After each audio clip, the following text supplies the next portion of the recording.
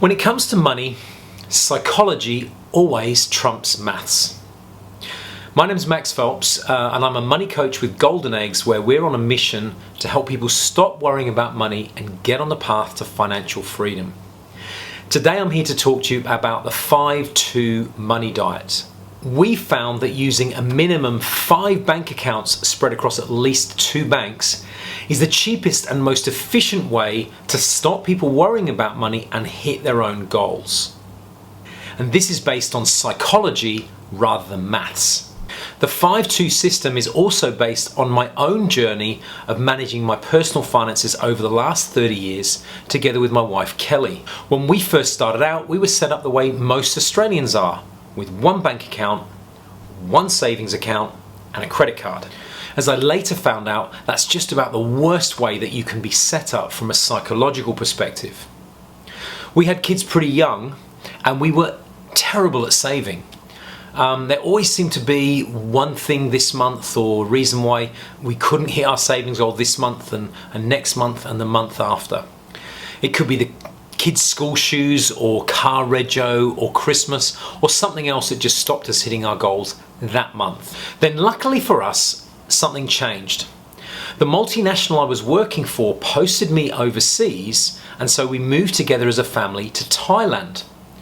All of a sudden I was getting paid some of my salary back in Australia and some of my salary in Thailand.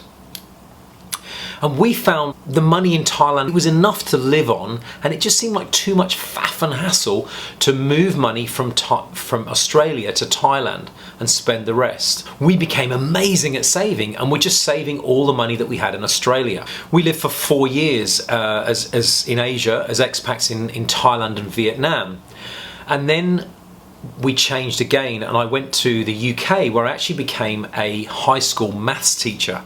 So of course it's really hard for me to say that psychology trumps maths when it comes to money, but it does. My salary was a lot lower, but by then we'd learned that it was much better to separate our money into different accounts.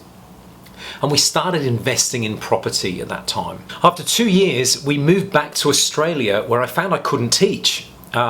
So I became a mortgage broker instead to try and stay involved with property investing and earn a living. As a mortgage broker, I started looking at the detailed finances of hundreds of individuals. And it's actually quite a privilege to look at the detailed finances of other people. But what I found was that the people with great savings and great deposits for their first home had multiple accounts set up the same way that we do now. And the people with the smaller deposits and struggling to save for their first home were typically set up with 1 bank account, 1 savings account and a credit card.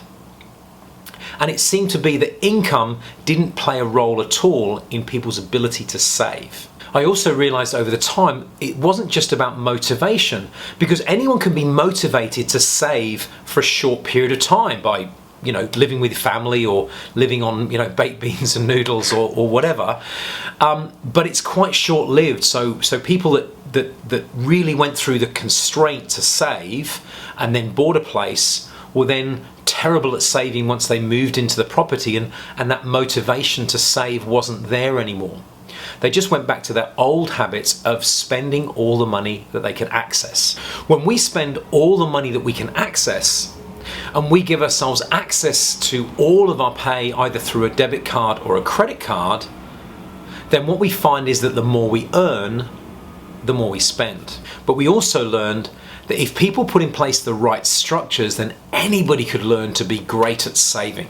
Now we'll get the visual up so that you can see the 5-2-money diet and how it works. Now the first separation is to have 2 transaction accounts. 1 for bills that our pay goes into and is used to distribute money automatically to the other accounts. Next is the everyday account for all the things we do weekly, like groceries, lunches, coffee, and anything else that's routine. Going back to when I used to get paid monthly, there always seemed to be too much month left at the end of the money. Most people that get paid monthly run out after about 3 weeks. And that leaves them broke in the 4th week or using a credit card. 5-week months just make your head explode. Rather than doing things that way, we manage the everyday money weekly. Weekly is an easier time frame to manage. It's a good rhythm to get used to. It means that because we've got the pay going into the bills account, we can set up automatic payment to land every week. Even if we're paid fortnightly, there's never an off week. Next, we split the savings into 3 to allow us to dip into different accounts for different things over different time periods. The first we call fun, because it describes the more fun things like gadgets and clothes, gifts, weekends away, and beauty treatments. It's typically viewed over a 1 to 3 month time horizon, but we manage it monthly. Next is holidays, which tend to have a 1 to 3 year time horizon, depending on the scale of the holiday that we're thinking of. And the last is for our future, to invest and pay off appreciating assets, which we view on a 10 to 30 year time horizon. Without separating our future from holidays, people tend to do one of 2 things. They either don't take a holiday because they're so focused on saving, or when they do take a holiday, they spend too much without proper regard to their future. Again, this is psychology. I highly recommend a book by Dun and Bradstreet called Happy Money. And they're psychologists looking at the different studies that have been done, and they say that we get pleasure from holidays at 3 separate time frames. The first is when we're looking forward to the holidays, when we're planning and getting excited about going away, and you get that little buzz about the holiday. The second is when we're on the holiday, when we're relaxing, enjoying time with friends, or seeing interesting things. And the third time is after the holiday, when we're reminiscing and telling the stories about the holiday, about the things we saw, the things that we did, even the things that went wrong. When we used to take holidays, there was never quite enough money to book the trip, and so we'd always end up booking it last minute and typically using a credit card to try and manage the billing cycle. So we lost that first part of the excitement of anticipating going. And then when we were on holiday, we felt like every cent we spent was just adding to our debt, which made us feel guilty and wasn't such fun. Of course, when we finished the holiday and we came back and we're reminiscing with friends and family about what happened, there was always that pang of guilt, that just feeling that we've got this credit card hangover to deal with at the end of the holiday. When we set up the separate holiday account, we got pleasure in all 3 times. In fact, you actually get it slightly earlier as soon as you start putting money into the holiday account, and you feel like you're kind of, almost on the way when you've only just started. Now, you'll notice on the picture, it shows that we have the fun money monthly. Again, this is to do with psychology, not with maths, because it doesn't really matter whether we get paid fortnightly or weekly. Our brains work really easily on calendars. If I ask you what's happening in May, it's going to be really easy for you to think, May's Mother's Day, or that's so-and-so's birthday, or we're going to an event. The first of the month is a good day because every month has a first. Before that money lands, we're already thinking and potentially getting excited about what it's for. Whereas if you try and do this on a fortnight, it's much harder to think, is my sister's birthday this fortnight or next fortnight? It also prompts us to think over the course of a year. If I know that I'm going to have 2 months in a row of birthdays in June and July, then maybe in May I might spend a bit less to leave more for those months. If we've got a month when nothing much is happening or coming up, well, that's when we buy our clothes or gadgets or other things that we might have postponed in the months when there were other priorities. Budgeting is just about making choices. It's not forcing us to spend as little as possible. It's just setting the limits at a level that are comfortable for us and then sticking to it. Now again, I said this is based on psychology and not maths. Because if all of this was done with one bank, we'd love to say that, well, I've spent my money for the week or the month and therefore I shall not spend more. But in reality, when we're faced with that decision of tapping a card and the card says declined because we finished our money for the week, and maybe we look and see, is there any money for the month that we can move over, but we've spent that already. But if we've got access to our phones, it's way too easy to just go tap, tap, tap, then we get approved. And you might say, well, oh, I wouldn't do that. I'm fine. I've got my head straight. It's all good. But again, this is where psychology comes into play, because we all know that we don't operate on a sane, sober, and rational level 365 days a year, 24 hours a day. Some of us have the less than sober versions of ourselves. Some of us have these kind of up and excited moments where we just want to do things and get things, and other times we might face times when we're really low and we feel like we just want to just buy something to try and cheer ourselves up, which is not really very effective. So the question is, do we want that version of ourselves to have access to all of our money?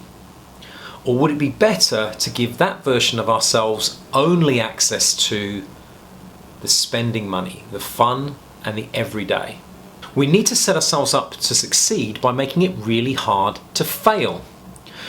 So we separate out and have the money where we're deciding what to spend, like the fun and the everyday, with one bank, and then the rest of our banking with another bank. And not just separating them so that they're different banks, but we're with different banks that don't actually talk to each other, so they don't send automatic payments to each other within the same day.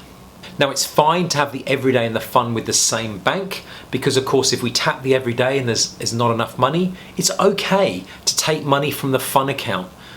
That might be what we're doing anyway, is just trying to enjoy ourselves a little bit more with that fun money. But once the fun money is gone and the everyday money is gone, it's time to stop spending. But don't worry, there'll be more money in a few days. And then as human beings, we will find a way to use the resources we have available, in this case money, to get the things that we want. Now, I love telling the story of when Kelly and I first went to this budgeting system, and we actually had quite a tight budget to spend at that time. And all of a sudden, Kelly started getting her nails done every week. Now, this is in the days before shellac, when you could get your nails done and it would last for about 3 weeks. This is in the days when nail polish chipped and cracked after a week, and so you had to get it redone. And suddenly she was spending $25 a week to get the nails done. But she was operating within the budget, so who am I to argue? And then of course Friday would roll round. Me and the boys would sit there and we'd say, oh, should we get some pizza in? And Kelly'd say, there's no money for pizza, but there's pasta in the cupboard. Now, reality is we just really wanted a feed and really didn't care whether it was pizza or pasta, so we just cook us up a feed, get what we wanted, and everyone was happy. Now, you can argue that, well, getting your nails done and getting a pizza is just as wasteful when it comes to money, but at the end of the day, getting her nails done made Kelly feel really good about herself.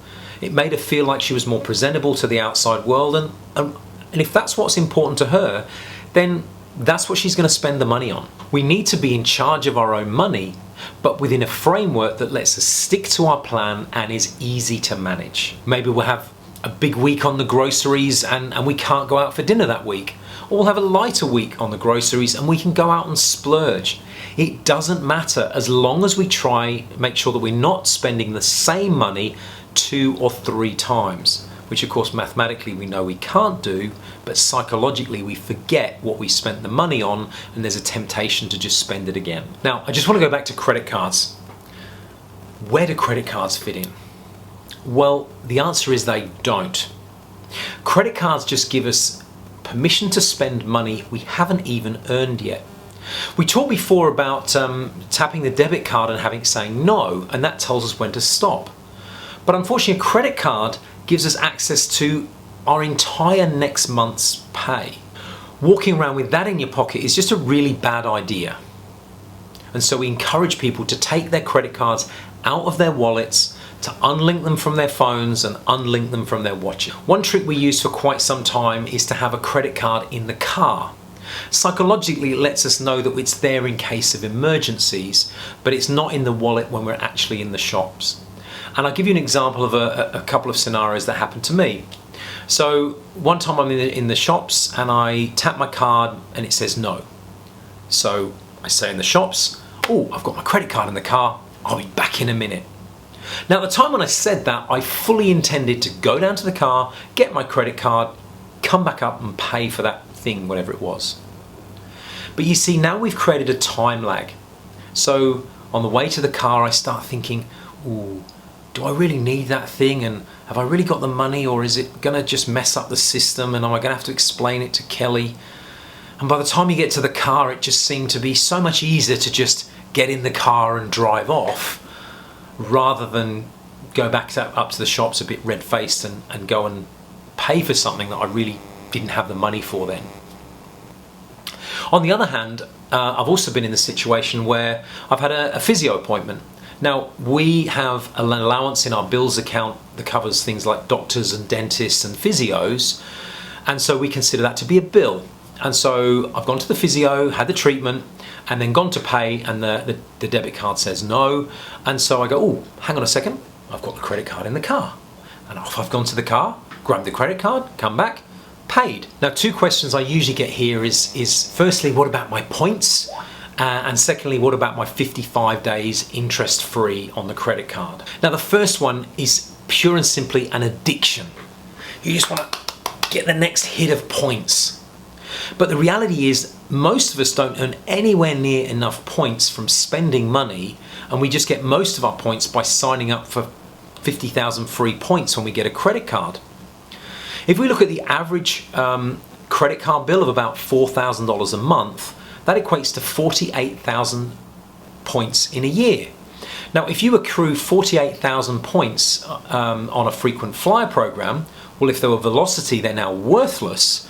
But if there are Qantas points, then 48,000 is enough for a return trip from Sydney to Bundaberg. However, psychologists have done a study on using credit cards, and what they've done is asked people how much they think they spent on their credit cards before they open their bills and have checked them online, and then see what they actually spend. On average, people were out by 30%. Now, what that means, and by the way, that's consistent with what we see when we look at people's expenditure, which means if there's a $4,000 credit card bill, the chances are that had the same person been using a debit card, they would have spent 30% less, which is $2,800 a month. Now, that difference of $1,200 a month times 12 months is over $14,000 a year.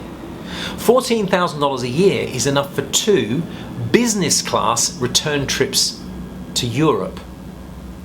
Now, again, this is where psychology beats maths. Would you rather have a return trip to Bundaberg or 2 business class trips to Europe? The second question is, surely I'm better off taking the bank's money for 55 days interest-free and then putting that money into my offset account or a high-interest savings account? Well, let's just check the maths. If you take that same $4,000, let's be generous and say 4% interest rate, it will save you $160 in a year. But going back to the psychology study where we spend 30% extra, we're putting at risk $14,000 worth of additional spending in order to save $160. Again, the psychology trumps the maths. The safest option is not to use a credit card at all. But if you really are a points junkie and you're trying to wean yourself off, then try just using the credit card for the bills and keeping it in the car. Now, that's the 5-2 money diet, although 5 is actually the minimum. And most couples that we coach end up with 7 or 8 bank accounts, with an everyday account each and a fun account each, maybe an account for a car or for Christmas. The more we separate our money out into different accounts to match our spending habits and our goals, the easier it is to manage. We move most of the money out of sight and out of mind with a different bank. We just focus on the weekly account, and every cent of it is okay to spend completely guilt-free. And then once a month we get the fun account, which gives us a nice big release, again, to spend money guilt-free. Our money coaching program was designed to help people implement the 5-2 money system. After we found that only about 10% of the people that were exposed to the benefits of the system actually felt motivated and able to do it themselves without someone else holding their hand and holding them accountable. as soon as you signed up for our program, you'll get a link to another video to explain how the tool works and the tool itself to be able to get you started before we have the one-on-one coaching session. Now, thanks for your attention, and if you've got any comments or feedback about the psychology of money, please feel free to hit us up in the comments or get in touch. Thanks.